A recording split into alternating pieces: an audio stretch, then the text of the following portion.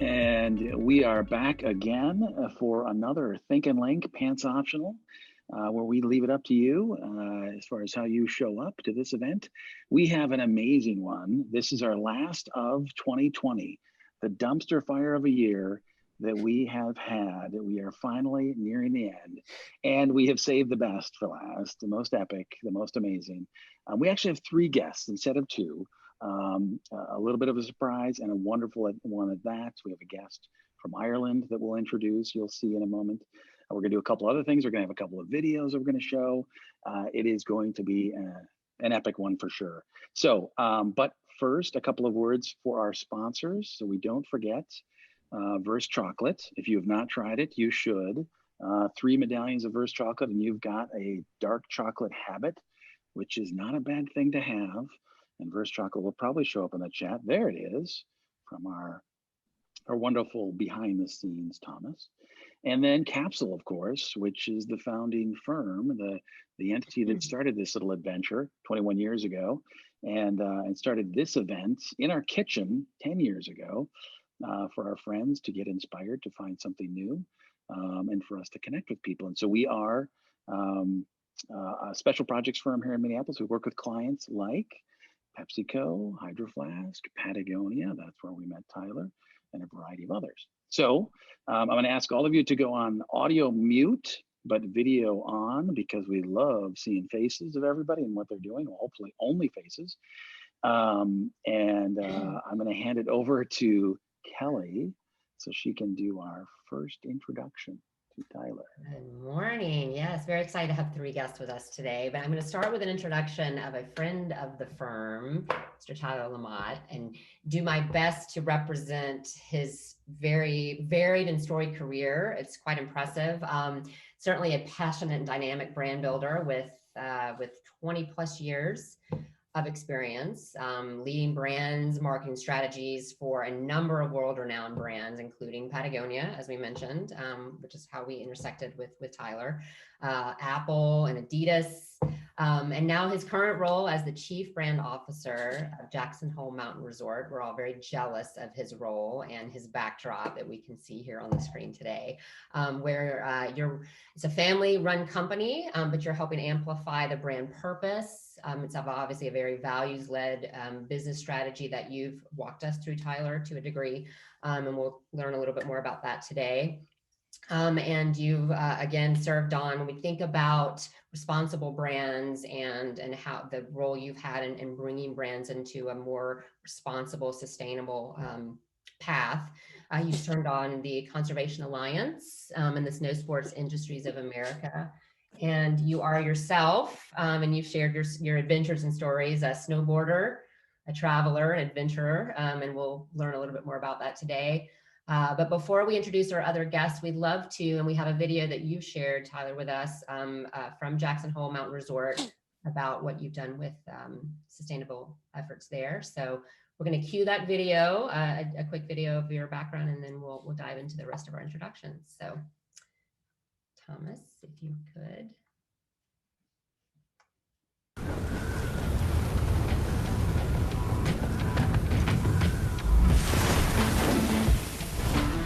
So as of September 2019, JHMR shifted to 100% wind power. The wind power runs all our lifts, all of our base facilities. The entire show is ran off of wind power here at JHMR.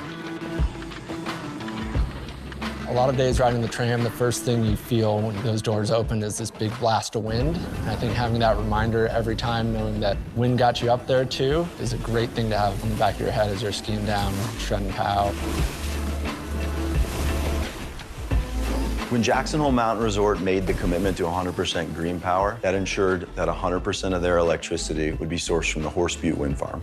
Horse Butte Wind Farm is located about 80 miles south of Jackson, just outside of Idaho Falls. It's comprised of 32 wind towers, each of which stands over 280 feet tall. 4 of those turbines can power Jackson Hole Mountain Resort's electrical needs for the year. And 1 of those towers can provide enough electricity to power Jackson Hole Mountain Resort's tram for 3 years.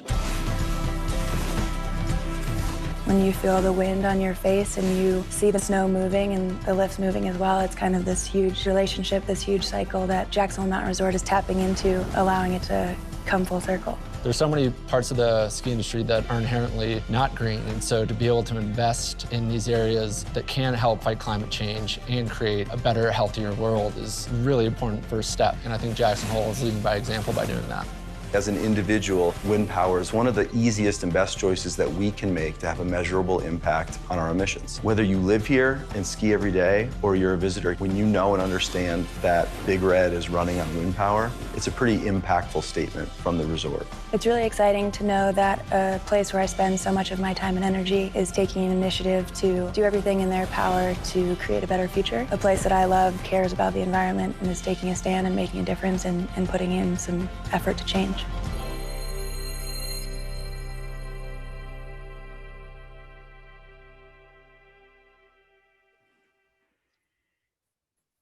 Quite impressive. Thank you for sharing that, Tyler. And maybe a wave so everyone can see Tyler as part of our group. And Tyler, we're going to dig into and would love to hear more around what you're doing with Wind Conservancy and how you're using that to power the resort when we get into our questions. But again, glad to have you, Tyler. Aaron, we want to jump into introductions. Yes, now I get to introduce our other two guests. We have Dr. Paul O'Callaghan. He is, yes, because of the O, he's Irish, very Irish, which you're all going to very much enjoy, as we all do, an Irish accent. He's a water scientist, a thought leader, and a film producer. He advises global Fortune 500 companies, including L'Oreal, Coca-Cola, Unilever, and Procter & Gamble on their water strategy policies. He's also a guest lecturer at Harvard and Cambridge universities. His latest project, which we're going to do a little preview of, is Brave Blue World. This documentary is designed to increase the awareness of existing solutions to the water crisis, featuring Matt Damon, Jaden Smith, Liam Neeson, which is, of course, amazing, and music by Bono. It was launched worldwide on Netflix in 29 languages, which is amazing, and many of you perhaps even saw it already if you're Netflix subscribers. He divides his time between blue tech research, offices in Vancouver and Cork, where he lives fittingly by the sea with his wife and 3 children. That's surprising, he only has 3 children if he's Irish. But anyway, in his free time, he's a pianist, and he enjoys kayaking, ocean swimming, and free diving. So, Dr. Paul O'Callaghan, would you mind waving for the audience? We know who you are. Hey, everyone. This is going to be great. And then we have Hope, and Hope is really central to bringing all of this together. She's almost served as an executive producer to this event, which I am very grateful for doing this. She's an avid surfer and windsurfer. She's dedicated to the ocean, environmental, and sustainability issues, and she's the CMO of Brave Blue World. Her iconic marketing career, and I would say that if you know of CMOs, almost every CMO knows of Hope Frank. So that's something worth noting. She launched the Visa Smart Card technology, the Starbucks Wi-Fi network, ESPN HD, ESPN X Games. I have to thank her for the Wi-Fi at Starbucks. That's great. In her recent roles as a CMO, she has taken her to Finland, Singapore, London, on mission critical related things to IoT, data privacy, AI, of course, and cybersecurity. And then she's also a founding partner of a San Francisco-based strategic marketing firm, FHP. And they work with clients like Intel, Visa, Levi's, and Nike. And then in fashion, she's also had clients like Apple, CNN, and Amazon, of course. And we're going to go from this to show you a wonderful little intro video to Brave Blue World. But first, Hope, make sure everybody knows who you are in this with your wonderful modern virtual background. So, take it away.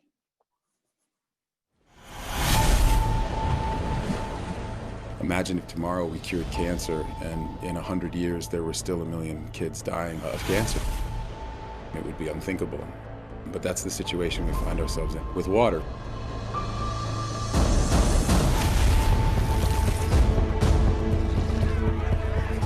By 2025, 1.8 billion people will be living in water-stressed regions. We are reaching a perfect storm in terms of water.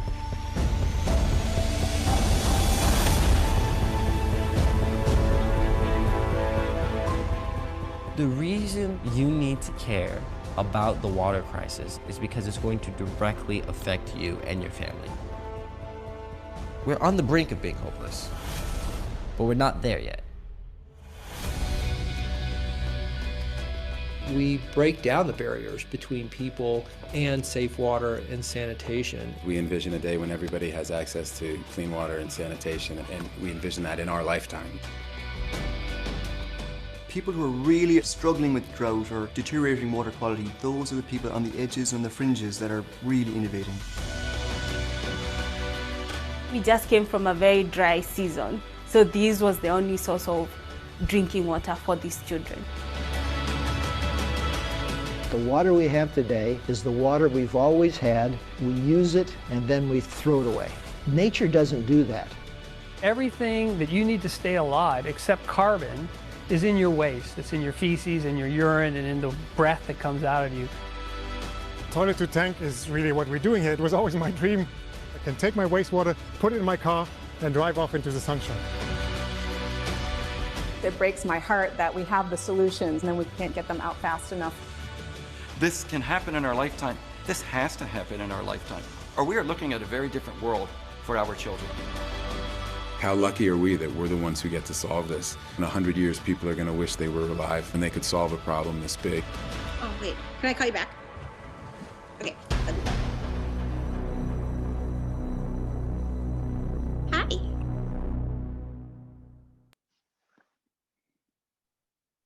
Oh, that is amazing. Amazing.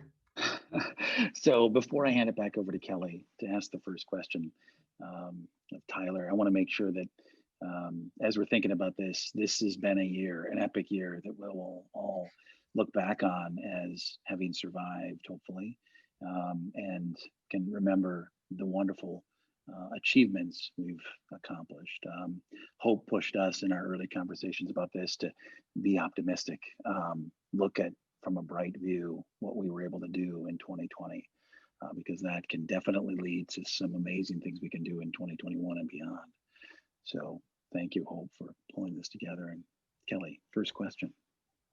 Yes, and Hope, your name is just so fitting. Let's be honest. Hope, I know. Inspiration, and from the very beginning. So yes, thank you. And a lot of our questions today, or conversations we'd like to have, is really sharing your personal stories of hope and resilience and inspiration that you've seen come out of the last 12 months. And I'd like to start there. And Tyler, if we can start with you, and certainly perhaps some context around the video we saw with Jackson Hole Mountain Resort, and then share some of those personal stories of hope that you've seen over the last 12 months. Sure, thank you. And thanks again for having me. It's great to be here.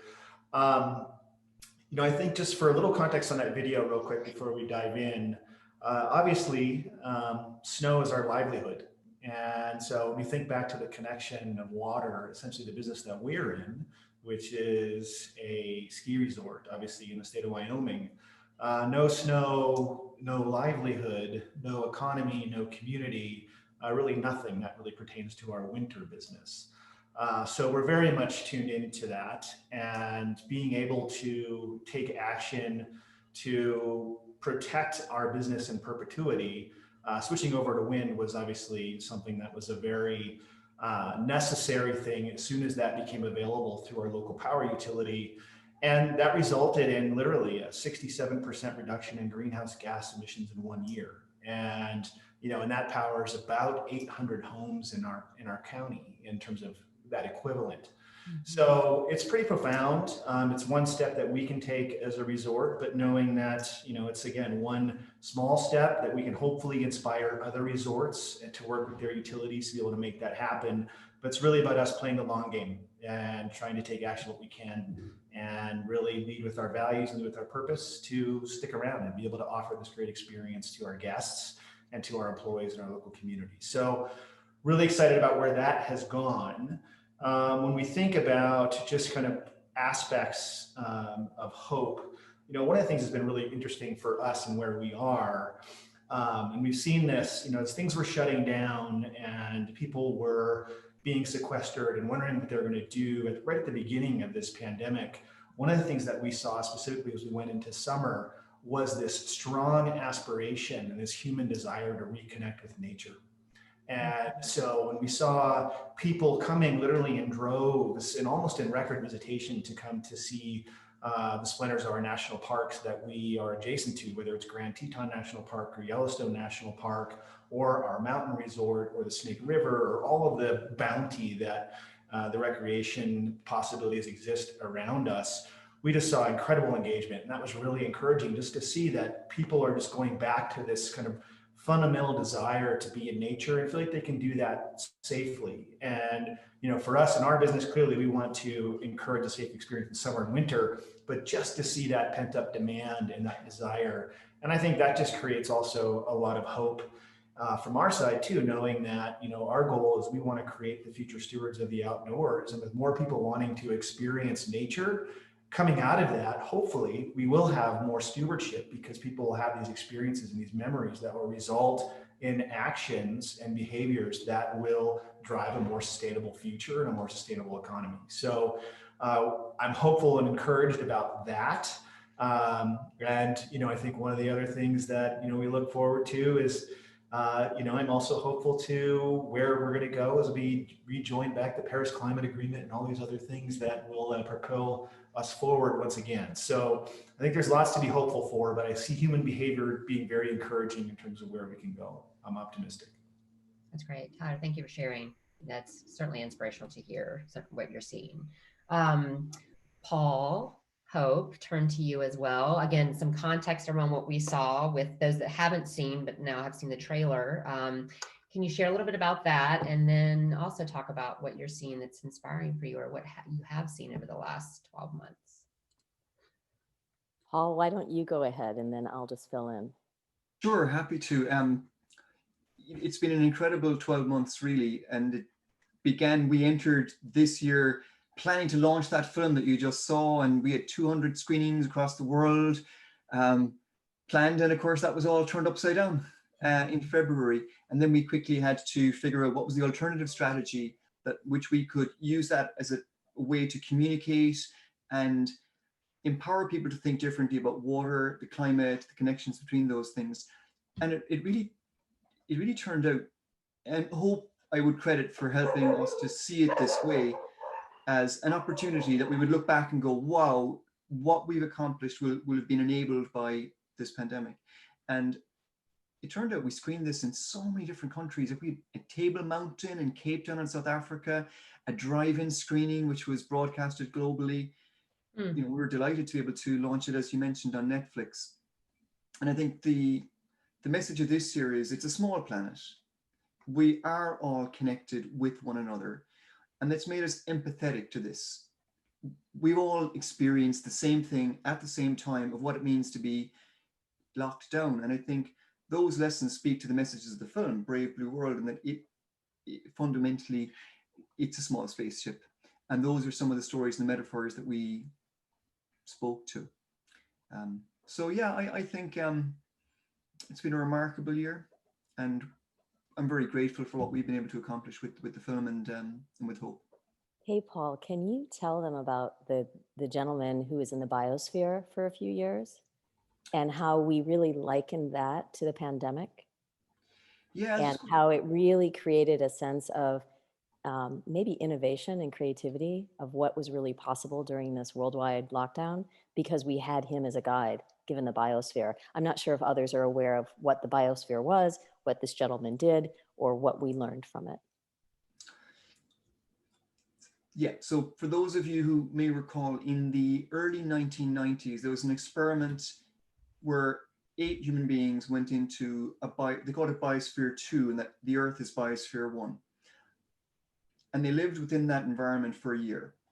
And it was an experiment to see whether that was possible. And they were thinking already about the colonization of Mars, and that someday human beings would have to be able to recreate this biosphere on other planets.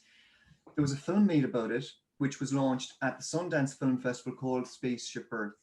We were fortunate enough to have met Mark Nelson while filming in Copenhagen in Denmark and interviewed with them. And we felt his story was very pertinent and relevant to what was happening, and that he had experienced being together with a small number of human beings, the ultimate lockdown, if you will. And Mark shared what he learned, his stories, his journey, and he continues to do that and advocate in a very powerful and meaningful way, for sustainability. He's a unique human being, a very warm human being. And, you know, these are the types of amazing people that I just feel very fortunate that we brought along. And this was like a snowball in itself. Tyler, you'll appreciate that analogy, in that the momentum that this gathered and the people that joined us on the journey, at some point we knew that we were a conduit, that it was almost like the universe was willing this into existence, and every obstacle that we faced, another door opened. And that was the wonderful thing about the journey. And even at the latter stages when Netflix approached us to say, we like the film, but can you make a few changes? We had to go back to Liam Neeson to get him to redo the narration. And even though he wasn't going to studio, he agreed to do it in his upstate home in New York. And it was a lot to be navigated. And I think there was a willingness on part of everybody to get behind what we were doing. Yeah, and I just have to add to that story because it was once in a lifetime opportunity for the production team. So our music lead was in Mill Valley, California. Our editor was in Los Angeles, the Netflix team, the Dublin team, the UK team, the director, and then Liam in upstate New York with his sound guy. And we were all on Zoom, walking lines and completing the film. And the way that I had shared it with everyone is, this is truly a once in a lifetime opportunity for a creative team to work in studio together around the world. And I think we were all blown away by his talent. I think Paul might agree that there is no question at the level of professionalism that Liam and Matt and some of the others had that you don't really get unless you're working with them as a team. So that was incredible. And then the other piece, Paul, if you remember, I said, you know, we have to scenario plan everything because this is a crisis. It's complete chaos. And I just don't want us in 2022 to look back at 2020 with any regrets, meaning that we didn't aim high enough and we didn't ask the unthinkable of people, meaning, Bono, would you like to create a special version of your Breaking Waves for our movie? And Matt, since you are in lockdown in Ireland, would you like to go kayaking with us on the sea? I mean, we just took it to a level of, we don't want to have any regrets of not asking everyone to really participate in this film and in this launch, because we thought, humbly, because of the elections, that Q4 2020 could be a very dire, hopeless quarter. And so we pitched to Netflix that if we could create a curated pod of hopeful, optimistic content that would be launched in October, it might help from a distance learning standpoint, teachers, parents, advocates, turn the corner on 2020 to a more hopeful 2021. We were in essence preparing for anything happening during the elections. And that, you know, to a certain extent, think about our children and think about our young people and our parents and our teachers, how they're really going to navigate this quarter. So Netflix bought off on the entire concept. We were very fortunate in that they created a curated pod of beautiful films. Kiss the Ground, The Octopus Teacher, Attenborough's, is it Planet Earth or Earth, Paul? My Life on Earth. My Life on Earth. I mean, there's a whole pod of beautiful, optimistic, richly produced content that launched with us October 20th week to position it in a very hopeful light as the US was driving into the election season. That's wonderful. That is, so there's so many things that as we went into this crisis and not knowing what it was going to be like, right? If you look back in the memories of March and April and what this year was going to be like, and although people were locked down and all of a sudden the animals started showing up in parks, right? In New York, there were, you know, the birds started showing up more. There were stories of, you know, the skies were clear in China and Chinese cities and India cities and other places. It was just amazing how nature came back quickly, but yet we also started to get into this place of it was all about survival. And we kind of, you could see us losing touch with the bigger issues that were going to be out there still when we came back from this. And it's so very hopeful to be having this conversation now, still in this year, to be talking about getting back to the importance of this. So I love that. So back to Tyler, I want to you've had a lot of experience interacting with and around a lot of brands and companies that take responsibility for their actions, know that they play a role on the planet, and don't just take resources, but also consider what they can do beyond, and to protect and not harm the environment as much. So are there other examples of brands or organizations that are leading the way, or other ones that you admire as you look out into the world? Yeah, I mean, I think there's definitely brands, and there's also, essence of philosophy. Kind of, every brand I've worked for, you kind of extract various nuggets. I think clearly, Patagonia is very profound, and one of the thoughts and messages that Yvon Chouinard often always says, the more you know, the less you need. And I think you see that happening now, just in terms of just the demand for transparency, the buying and behaviors with millennials and Generation Z, where they want to know where companies stand on social environmental issues, and they make their purchases and align that based off of that corporate philosophy. And so obviously Patagonia is a big standout there as they continue to bring new, I'd say, transformative ways to engage their community. Specifically, I look at worn, for instance, where repair essentially is a radical act versus buying new or buying used, for that matter. And I think that's a very interesting one as it relates just to the fashion and textile industry, which we know obviously carries a very heavy footprint on the environment. And you see things changing there in terms of fast fashion. Those brands, unfortunately, don't have a lot of staying power, or I say fortunately, because people are shifting their behaviors in terms of what it is that they're looking for. So I do like that more sort of bellwether catalyst for change in certain industries. But another one too, and it's hard not to give them a nod based on what they're doing, is Apple. And I think Apple's recent commitment essentially to being carbon neutral by 2030, given their size and given their scale globally, and also their notion for being transparent and really trying to apply and offer a roadmap for any brand that wants to engage at whatever size and what it is that they're doing. So when we think about transparency, it's also that kind of sharing economy based off of knowledge, how to help other brands become more sustainable versus just coveting those ideas, but sharing those ideas and inspiring others to take action, showing them how.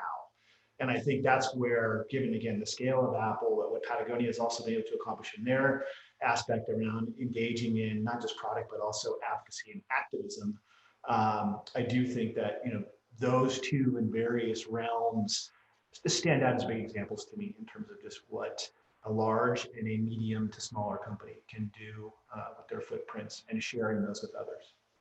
That is good to hear, because I've had conversations about the fact that Apple was kind of diametrically opposed to Patagonia as far as their environmental footprint, because of what impact they can have in a bad way. And it's good to hear that they're moving in a better direction in that way, because it's important. They have a massive impact on the planet for sure. Hope, do you have any perspective on the brands that you've admired that have done great things? We actually have something called the Lighthouse Awards that we just released this week.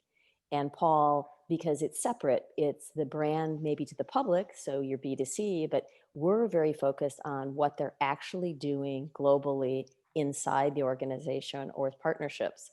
So Paul, do you want to speak to just a couple of the winners from this week? Because I'm blown away, by what they've accomplished. And I'm sure because it's a little bit more inside out that our audience wouldn't be aware of it. Yeah, no, I'm delighted to. And I think that's really interesting, Tyler, that you mentioned those two companies and their initiatives. Before I jump into it, let's correct something. I said My Life on Earth was the Attenborough film. It's called A Life on Earth. So for those of you looking for something fantastic to watch, I'd highly recommend it. And I've also seen what you described, Erin, in terms of nature coming back. Personally, close to where I live, there's been dolphins, which I've never seen before, outside the window. So it's been remarkable to see that resilience in nature. So the brands that we're looking at, companies get a bad rap because they have a big footprint on the environment, and deservedly so. However, there's something remarkable that I'm sure everyone is observing right now. It's that they're making very bold commitments, and the thing is they can achieve them. because they have the financial capability to do so. They have the talent and they have the will. And we've seen Apple was one of the Lighthouse Award winners. And the concept of the lighthouse is it's something you can look to. And a lighthouse guides you to a safe port in a storm. And if we see those types of beacons, it allows other people to see the way. One of the first things that Apple did, not related to our award, was they looked at low carbon aluminum. They went directly to a mining company in Canada, and they worked at that level to come up with an alternative way of extracting and manufacturing aluminum. So that's the type of bold vision that they have. In the water sector, data centers consume quite a lot of water. And Apple worked within a local community in Oregon to look at it and say, how can we reduce our footprint and work within natural water availability, looking at the seasonality of the winter and the summer variability. And they come up with, a quite ingenious, simple, elegant way of storing water underground in aquifers and then bringing that back in the winter and just balancing that demand between the city and Apple. And we thought that is something that others could do. And so they were one of the recipients. Intel, because in India, they restored habitat and lakes which had become degraded over time. And simply by doing that, they store water which falls during the monsoon, purified, and it's available during the drier seasons. Nike in Mexico, through one of their supply chain partners, Vertical Knits, they influenced the people in the supply chain and just encouraged them. And that company found ways to make their manufacturing more efficient because they were wasting fabric, they were reworking product, and simply by reducing that wastage, they reduced all of that water, which was going into the dyeing of those textiles. Those are just three that spring to mind, and they're different, but we were looking for tangible examples of show me how, and that was the goal. The other piece that was interesting is just how in these large mammoth HQs, both Facebook and Apple are reusing, is it brown water, gray water? Mm-hmm. How does that work? Because not just the outward experience of the product and the brand, but imagine these huge global HQs, especially in a post-COVID era, how they need to work with the environment, with the municipalities, and reuse. I think it's called gray water. Am I mistaken, Paul? There's lots of different colors of water one can come to learn. It's white in the case of Jackson Hole. Nicely done. There's black water, gray water, yellow water, different types of water. It's all one water. The real concept is it's one water. It's been one water for millions and millions of years. And it recycles itself in all sorts of ingenious ways. L'Oreal was one company that I think stood out because they looked at all their manufacturing globally. They look at climate change. They can see what's happening, and they feel a duty that if they're operating in Mexico, a city of 10 million people, and people don't have access to water, they feel that they need to be a part of the solution, even though they're not a major water user in the context of Mexico City. So they said, how can we close the loop, recycle almost all of our water? And people in the cosmetics industry are nervous about this. They go, are you sure? Because that's our product. And they had to be brave enough to say, look, we think we can do it. Let's try. And they showed it it was in Spain, in Barcelona, and it worked in Spain. And then they tried it in Italy, and it worked in Italy. And then suddenly, everyone wanted to be a dry factory within L'Oreal. They went, well, and it's one of those, it's like when someone breaks a world record, suddenly everyone else does it. So that was a great example. And there are many others. And the goal is to make people believe it's possible. Right. Beautiful. Love it. I want to stay in this same vein if we can for a minute. You've touched on some of this, Paul, but I'd love to hear it from Tyler as well. We had some previous conversations of some of the innovations that we've seen, even pre-pandemic certainly, but what have you seen over the last 12 months or so that positively impact the future of climate change? If you can give some specifics, I think would be interesting for the audience. Tyler, do you want to start? Sure. Yeah, I can dive in just with a couple. I do think, and more on a macro level, and just some of the trends that I think everyone is experiencing. I think one, this rewiring and reconnecting to nature, I think that obviously will hopefully yield a lasting result in terms of behavior.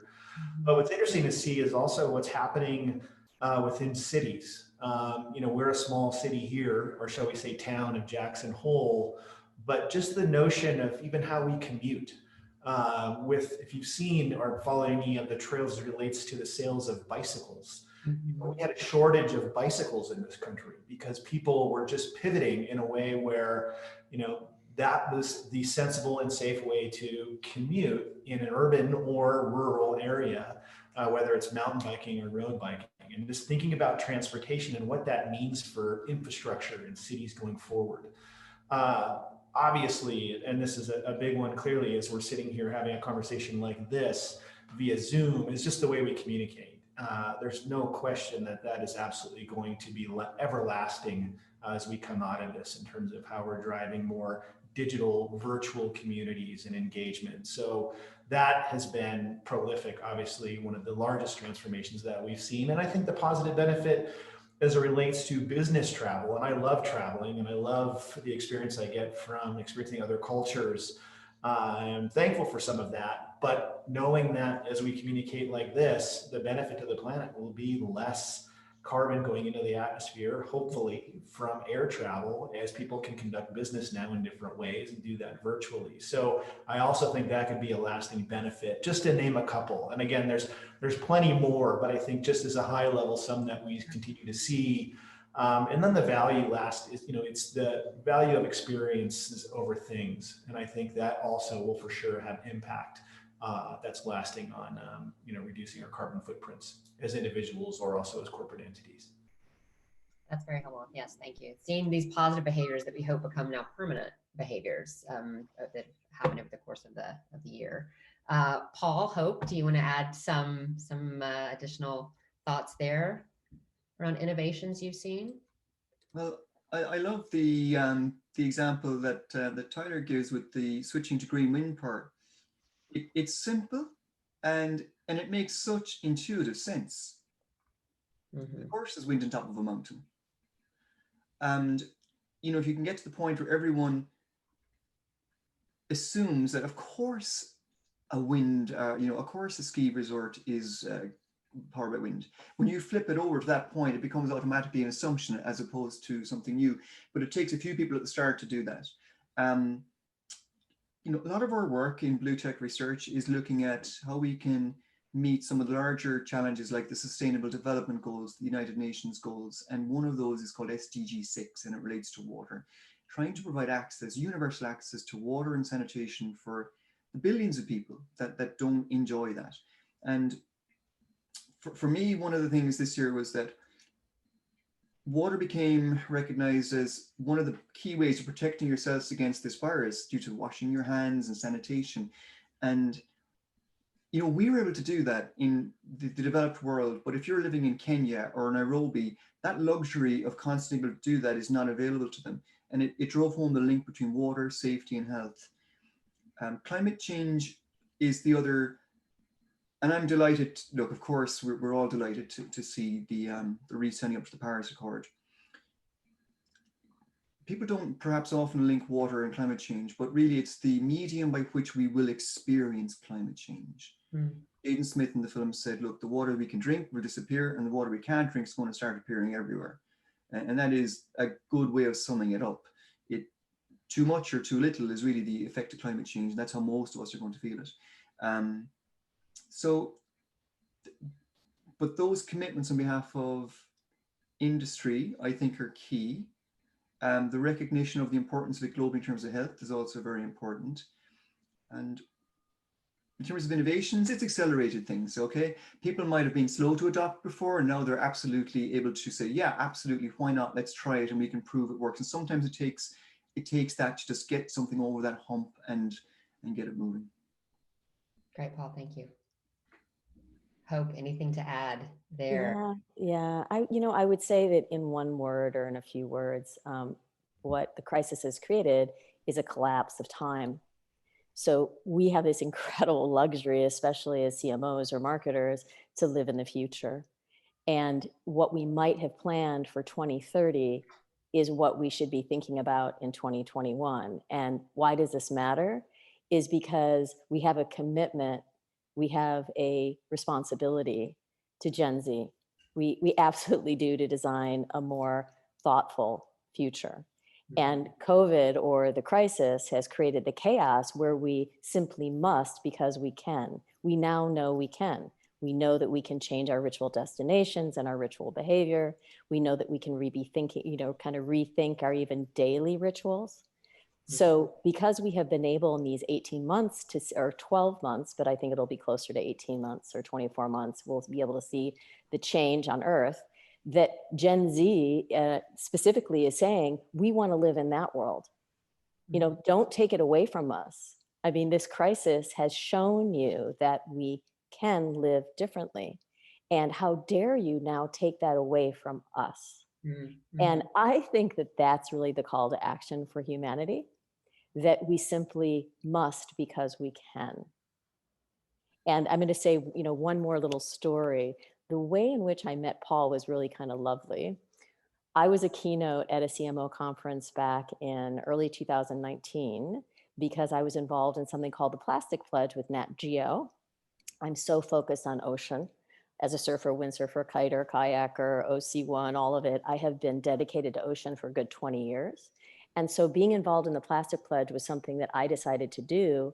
And curiously, I renamed myself, like as a pseudonym, as Blue, B-L-U, with like a German umlaut over the U, Blue, to myself.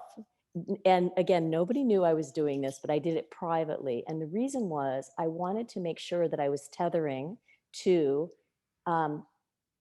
something where I could spin the world forward in my personal life when I wasn't an operational CMO in cyber and AI. And the reason I'm mentioning it is I was a keynote at this conference.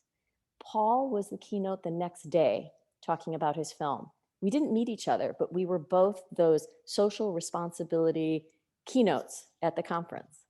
And so I was in Silicon Valley and I reached out to Paul blindly in an email and said, I think we should know each other. I think I'm supposed to help you or do something with you. It was a complete cold call, blind thing.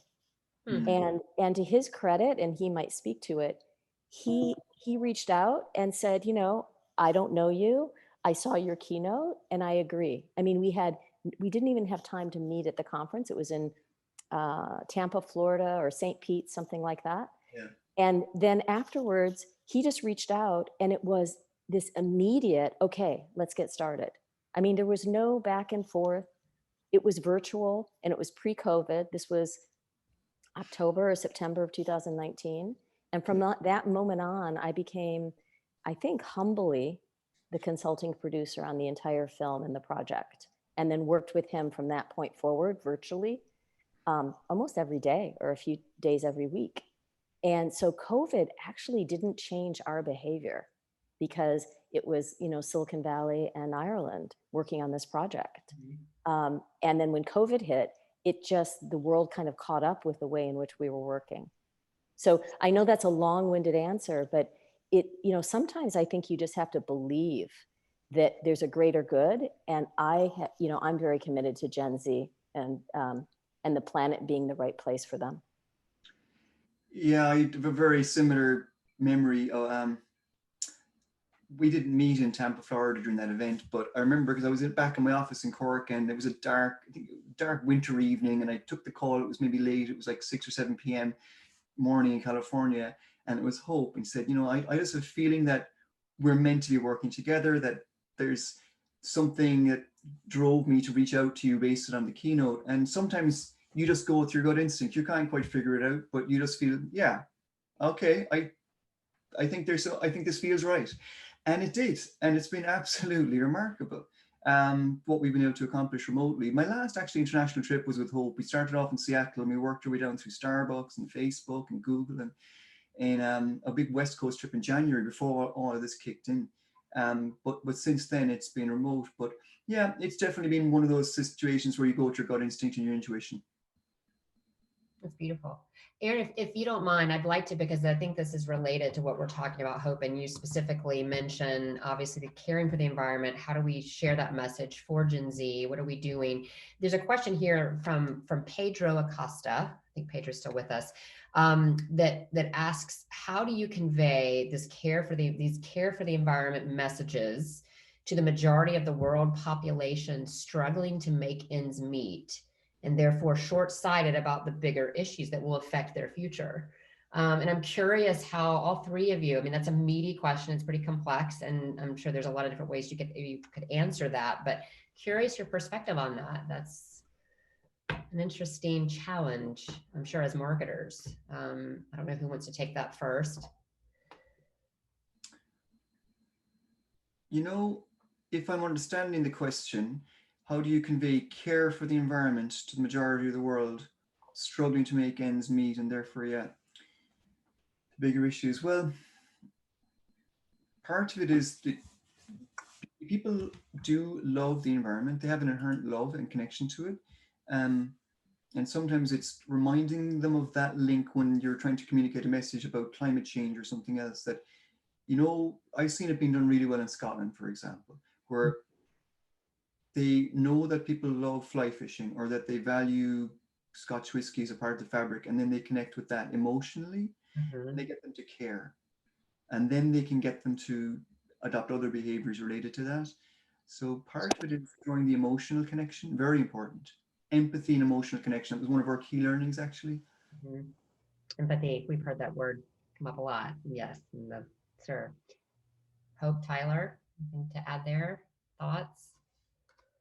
Yeah, I was reading something earlier, you know, kind of goes into, you know, kind of Maslow's law of needs in lots of ways where, you know, there's basic needs that need to be met. And, you know, I do think that recognizing that whatever level a community or society is at, that they have a voice and that they have a right. And I think how we empower that voice and also through education of knowing, yes, there are simple things that need to be met, but the reality is by using your voice and through education and inspiration on what is possible, you can drive positive outcomes. And I think that, you know, it's not easy, but it also is showing the potential that change can happen, again, through education, and also by actually listening and learning from those that can actually help make those decisions happen. That's like the exact voice that you want to hear from. So how do you have that kind of groundswell transformation come and rise from the bottom of the people that actually need it most?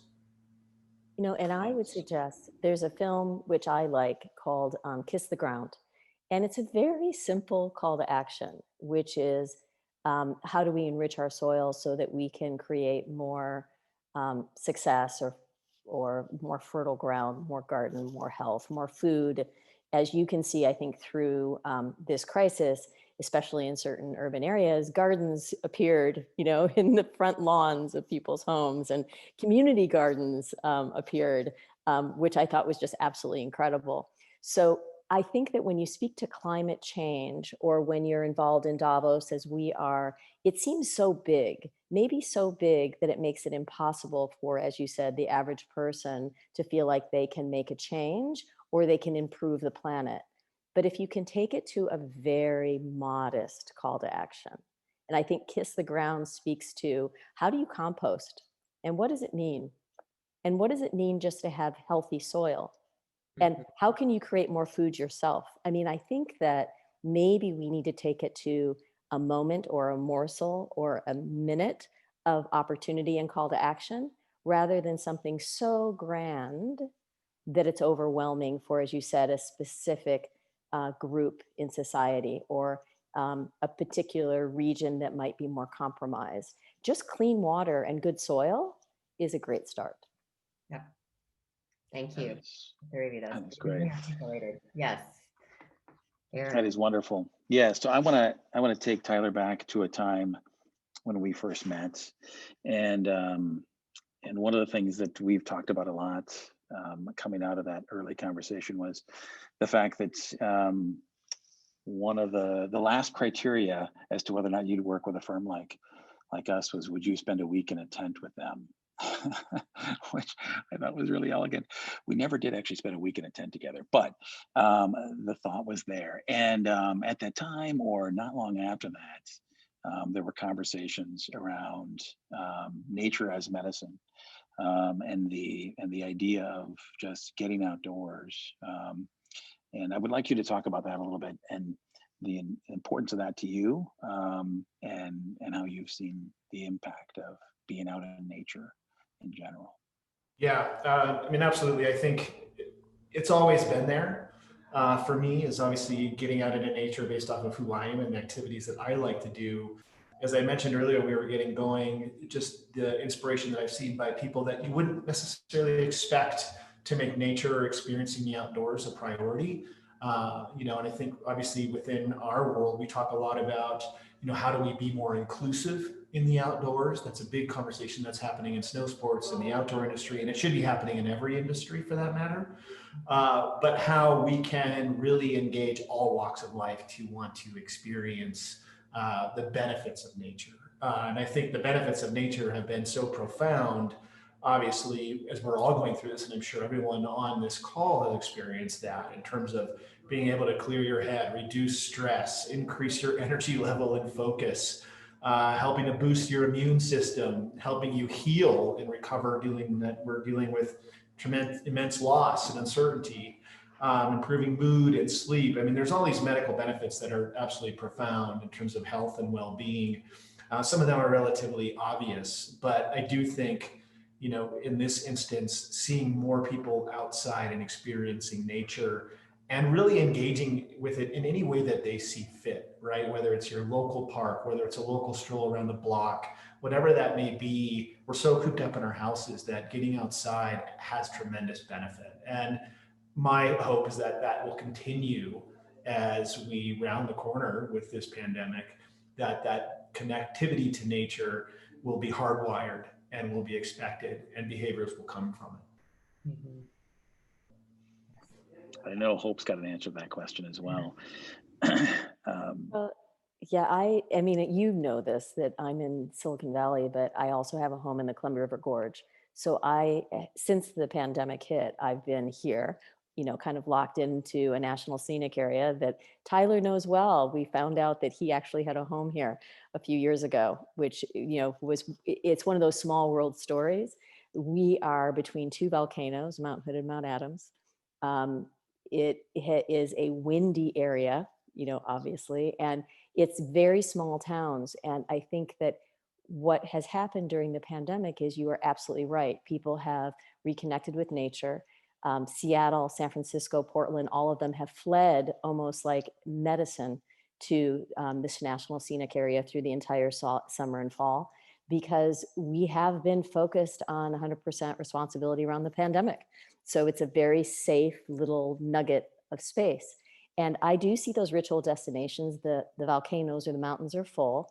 Tyler probably has experienced what I have, which is that it's in the parking lots is where the magic is. So people get off the mountain and then they open the back of their car and they're barbecuing and they're doing happy hour and the kids are on saucers and the dogs are running around and everybody's social distance. And quite honestly, I just got goosebumps. It's magic. It's magic. It kind of feels like what I would expect the 50s were on a mountain. And Tyler, maybe you can speak to this, but I mean, I just had goosebumps all over me because it's a very precious time. Everyone is kind of in a parking lot in their pod, celebrating next to their car. And their skin, the little kids are just joyful. The dogs are bopping, their cheeks are red. And I'm sure you're experiencing this in Minneapolis, but especially in these national parks and national scenic areas, the amount of people that are doing the right thing, they're being safe, and they are not just engaging in nature. I feel like they're woven into the fabric of nature. Tyler, what is your thinking? Absolutely. I couldn't agree more. I mean, we kind of liken it back to what skiing was like in the 60s. There was not a lot of infrastructure. There was, no real après. It was just you and your buddies exactly as Hope said, hanging out in the parking lot and having lunch or having a beer after your day or whatever that may be. But there is this really soulful, I think, essence of play, and this kind of sense of optimism, and it's just authentic. And it goes back actually just to the activity of just being outside, and again, that notion of play, that you do see that happening. And you see that happening in our community, absolutely, in Jackson with the families that are here. And you also see that, definitely this remote work transformation that's happened through technology. We have a very heavy contingent of people that have left Silicon Valley, but are still very connected, and they just live here, and they're now hardwired in nature and doing their thing. So, and bringing their families here. So it's definitely been an interesting transformation for sure, where people see the benefits of nature. So we'll see if that continues. Yeah, I just think it's a very hopeful time. I think that if you can get past the chaos and realize that if it was a short crisis of 3 to 4 months, maybe we would have snapped back to the past. But personally, I think in a post-COVID era, we've turned the page, and that we have revisited, reimagined, reconsidered what success is, what community and means, and maybe how we want to design our life. And one thing that I'm seeing is how people are reimagining their own homes with a lot more indoor-outdoor space, a tremendous amount of additional windows for distance learning for the kids. What I'm seeing here in Oregon and Washington, because I'm right on the border, is a very unique redesign of what life is day to day. And like you said, you have a lot of future focused technologists moving to rural areas, which is a kind of speed to scale, changing the day to day. So I really don't think we can go back. And again, I keep saying this, I think that we must change. We simply must, because we can, that the future generations have said, what more can we do to show you the way? Really, what more could have happened for us to show you that we can do this and that we must change our behavior? Beautiful. I don't know how wow, that's a great way to. That was amazing. Yeah. I feel like at this time, unless Kelly, you want to ask another question, I think we're at our hour. We're at our finish, and that was wonderful, Hope, and actually all of you, Paul, obviously, and Tyler. This has been an amazing year for us to look back on what we can accomplish in a year. Look optimistically, look from a point of view of this is amazing that we've not just survived, but we've come out the other side of it.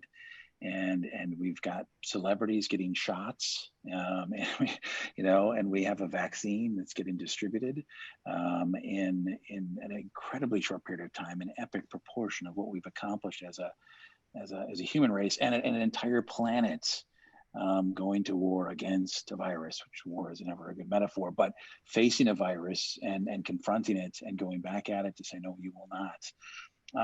And getting back to higher level conversations, Maslow's hierarchy of needs. I love that came up, that we're not down in survival mode and toilet paper and flour. We are really thinking higher again about what we can do as a society. So thank you all for coming through this year with us in these Think and Link events. We have already booked our first 3 for next year. You can go find those and sign up for them. We have an amazing number of speakers coming up, and I'm certain that another month and a half will be booked fairly quickly as well. So again, Tyler, thank you for doing this. Hope, you were amazing. And Paul, the accent, of course, is wonderful. Yes, thank you all. This was a very inspiring conversation. Thank you. A great way to end the year of Think and Link. So we appreciate your time, and thank you everyone for joining. Happy holidays, and we'll see you soon.